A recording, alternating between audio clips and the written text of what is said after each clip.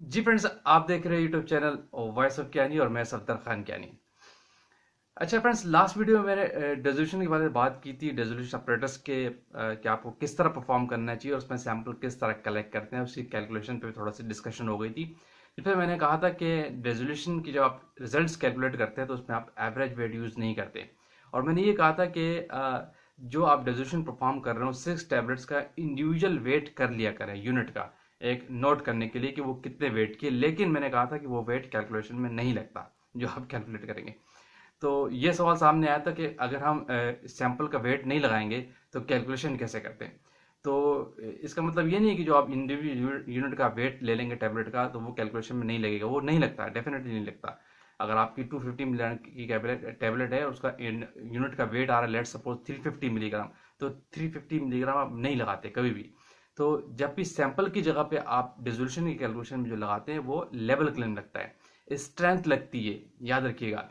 यानी आप स्टैंडर्ड की जो जो डायल्यूशन जो बनाते हो वैसी लगेगी, एरिया वैसी लेंगे, कैलकुलेशन सारी चीजें एचपीएलसी पे जो एनालिसिस हो रही वैसी है।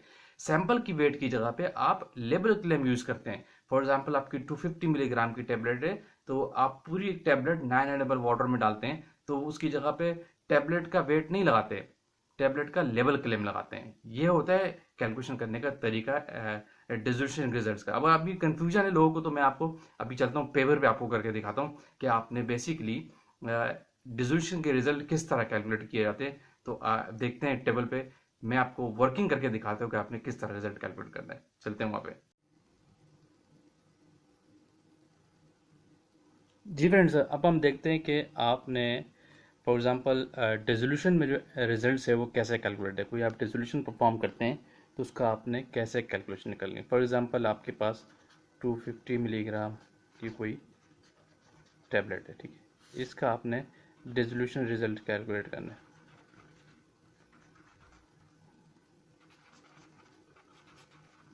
इसके रेजोल्यूशन के जो रिजल्ट्स हैं वो आप कैलकुलेट करेंगे, ठीक है।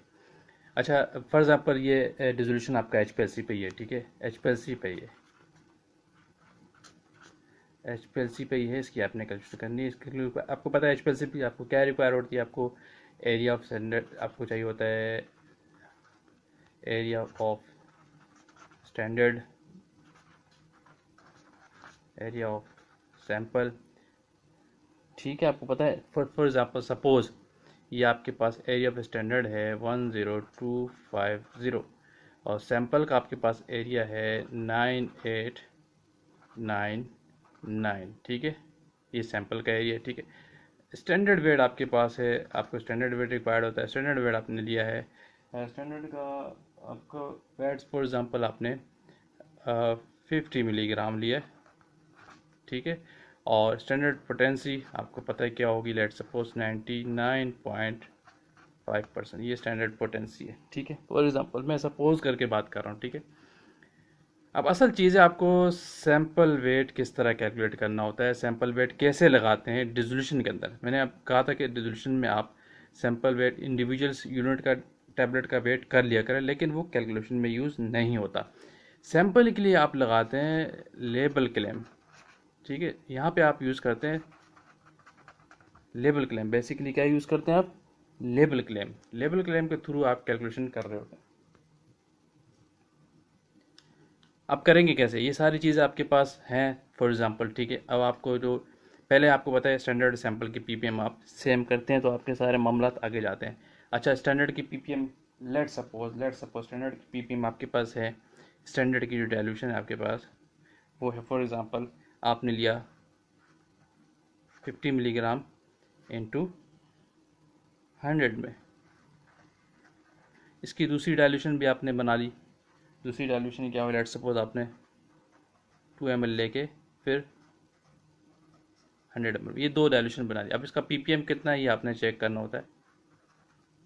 ये कितने पीपीएम का वो हम देख लेते हैं, ये आपके सामने एक क्लियर पिक्चर सामने आ जाएगी, ठीक है। इसको हम अगर पीपीएम में कन्वर्ट करते हैं, चेक करते हैं कि कितने पीपीएम की डाइल्यूशन है स्टैंडर्ड की। वैसे मैंने निकाली हुई, मैं आपको जब कन्फर्मेशन के लिए दिखा रहा हूँ। 50 milligram into 100 multiply 2 into 100 multiply 1000, तो ये आपके पास 10 पीपीएम की डाइल्यूशन आती है। तो स्टैंडर्ड की आपकी कितनी है, 10 ppm। सैंपल की एडजस्टमेंट ऐसी, लेट सपोज आपका लेवल क्लेम टेबलेट का क्या है 250, मैंने कहा 250 मिलीग्राम की टेबलेट है, और वेसल्स का वॉल्यूम आपका 900 ml है। अब आप 250 मिलीग्राम की टेबलेट लेते हैं, सब सैंपल की बात कर लेता हूँ थोड़ी सी, यानी 250 मिलीग्राम यहाँ पे आप यूज़ करेंगे लेवल क्लेम, सही है, जस्ट एक टेबलेट लेके आप डालते हैं ना डिजोल्यूशन के अंदर, ठीक है। एक लेवल क्लेम आपने कितने में लिया, 900 ml में, मल्टीप्लाई उसका आपने एक और डाइल्यूशन बना ली, ठीक है, उसका भी आपने सैंपल के केस में, ठीक है, 2 लेके इंटू 50 ml कर लिया। तो इसका पीपीएम चेक कर ले ये कितना होता है, ताकि आपके पास सैंपल का पीपीएम भी क्लियर हो जाए। तो आपने एक टेबलेट ली और 900 ml वेसल्स में डाल दी, ठीक है, 250 मिलीग्राम की टेबलेट है, आपने 900 ml में डाली, फिर मल्टीप्लाई 2 इंटू 50 मल्टीप्लाई 1000, तो ये आपके पास 11 ppm है, यानी करीब करीब आपके सैंपल की डाइल्यूशन आ गई, ये हो गया 11 ppm। ये होता है तरीका दोनों की डाइल्यूशन सेम करने का, आपको सेम करनी होती है, ठीक है। अब आप कैलकुलेशन कैसे करेंगे, ये असल चीज़ थी जो मैंने आपको कहा था, ठीक है, इसको आप ज़रा समझ लें कैसे आपने करनी है। परसेंट में आपके रिजल्ट आएंगे, हमेशा डिसोल्यूशन के रिजल्ट किस में आते हैं, डायरेक्ट परसेंटेज में, मैं आपको बता चुका हूँ पहले भी। तो अब आपने क्या करना है, आपके पास एरिया ऑफ स्टैंडर्ड क्या है, सैंपल का क्या है 9899, और स्टैंडर्ड का एरिया क्या है 10250, ठीक है। स्टैंडर्ड की डाइल्यूशंस क्या ली आपने, ये वाली, ठीक है, यानी 50 मिलीग्राम इंटू कितने में लिया आपने 100 में, फिर उसकी एक और डाइल्यूशन भी आपने बनाई 2 लेके 100 में। अब सैंपल के केस में क्या है कि आपने 900 ml में एक टेबलेट डाल दी 250 मिलीग्राम, फिर उसकी एक और डाइल्यूशन भी आपने बनाई, यानी 50 ml में 2 ml ले लिया, और फिर मल्टीप्लाई आप करते हैं just simply potency of the standard, वो क्या थी आपके पास, पोटेंसी ऑफ स्टैंडर्ड क्या है आपके पास, ये 99.5, यानी 99.5। अब आपके जो रिज़ल्ट आते हैं वो डायरेक्ट परसेंटेज में आएंगे, ठीक है। इसको अगर आप कैलकुलेट करते हैं तो मैं आपको बता देता हूँ कैसे आपने करते हैं, इसका रिजल्ट क्या आता है, पहले वो निकाल लेते हैं, ठीक है। 9899 डिवाइड बाय 10250, ठीक है, ठीक है, मल्टीप्लाई होगा 50 divide by 100 multiply by 2 divide by 100, ठीक है, फिर multiply 900 divide by 250 milligram multiply by 50, ठीक है, डिवाइड बाय 2, और फिर मल्टीप्लाई आपकी पोटेंसी स्टैंडर्ड की 99.5। तो ये आपके रिजल्ट आ रहे हैं 86.483, यानी आपके रिजल्ट आ रहे हैं 86.483%। ये आपका डिसोल्यूशन का रिजल्ट आ गया। आपको पता है डिसोल्यूशन की लिमिट नॉर्मली क्या होती है, not less than 80%, not less than 75%, not less than 85%। तो ये मैंने टेंटेटिव डेटा आपको बताया। तो असल जो सारा मामला होता है, वीडियो बनाने का मकसद ये, वो ये सैंपल का लेवल क्लेम। ये सवाल सामने था कि डिसोल्यूशन के अंदर सैंपल का वेट जब हम यूनिट टेबलेट कर लेते हैं और वो वेट कैलकुलेशन में नहीं लगाते हैं तो रिजल्ट कैसे कैलकुलेट करते हैं। याद रखिएगा, हमेशा ही पॉइंट याद रखने की पॉइंट क्या है कि डिसोल्यूशन की कैलकुलेशन के अंदर कभी भी एवरेज वेट 20 टेबलेट का नहीं लगता, और सैंपल का वेट की जगह पे आप जस्ट जो लेवल क्लेम होता है टेबलेट का, जितने मिलीग्राम की टेबलेट होती है वो आप लगाते हैं। चाहे आपने, क्योंकि आपको पता है कि 250 मिलीग्राम की जो टेबलेट होगी उसका अगर आप वेट करेंगे तो 300 सब समथिंग होगा, क्योंकि उसमें एक्सीपिएंट सब कुछ होता है, लेकिन लेवल क्लेम 250 मिलीग्राम है। तो यहाँ पर डिसोल्यूशन में आप जस्ट लेवल क्लेम यूज़ करते हैं, कुछ और यूज़ नहीं करते। इससे ये मेन फोकस है, और आपके रिजल्ट डायरेक्ट इस तरह कैलकुलेट हो गए परसेंटेज में आते हैं, ठीक है।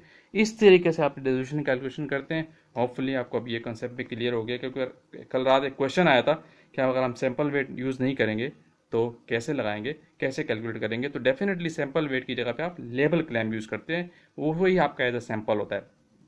कोई टैबलेट का वेट कैलकुलेट करके नहीं लगाते, जैसे कि आपने ये स्टैंडर्ड के केस में कैलकुलेशन किया 250 मिलीग्राम ये डाइल्यूशन बनाई, इसके लिए कि डाइल्यूशन बनाई, 2 डाइल्यूशन बनाई स्टैंडर्ड की।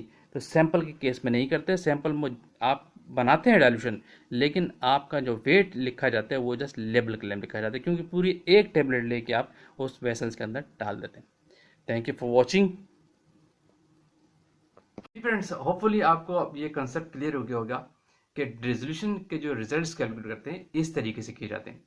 तो यही बेस्ट प्रैक्टिसेस है, इसी को अप्लाई किया जाता है। कभी भी डिसोल्यूशन के रिजल्ट्स के अंदर एवरेज वेट नहीं लगाते हैं 20 टेबलेट का, लोग लगा देते हैं, वो गलत प्रैक्टिस होती है। वो उस तरीके से कैलकुलेशन नहीं करते, वो ऐसे के केस पे हो रहा होता है, कोर हो या कंप्रेशन हो या ग्रेनुलेशन। ग्रेनुलेशन केस में तो खैर मिलीग्राम पर ग्राम का फॉर्मूला लगता है, मैंने पहले लास्ट वीडियो में बताया था। लेकिन रेजोल्यूशन के आपने रिजल्ट कैलकुलेट करने हैं तो इसी तरीके से करना है जिस तरीके से मैंने आपको एक एक स्टेप बताया। वीडियो को आप एंड करते हैं। जो लोग चैनल पर न्यू है वो लाजमी सब्सक्राइब कर दीजिए ताकि इस तरह की टेक्निकल वीडियोस आप तक पहुंचती रहे। Thank you for watching. अल्लाह हाफिज़।